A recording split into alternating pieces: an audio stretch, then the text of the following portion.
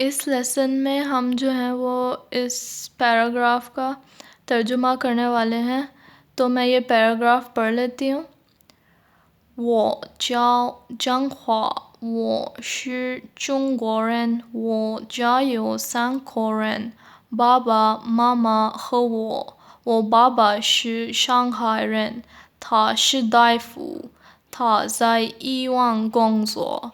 我妈妈是北京人，她是老师，她在大学工作。我是学生，我学习英语。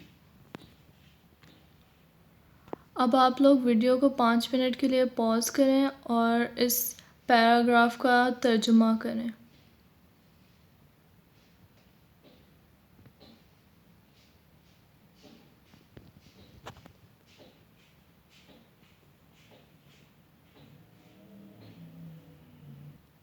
उम्मीद है कि आप सब ने सही पैराग्राफ का तर्जुमा किया होगा। इसका उर्दू में तर्जुमा है।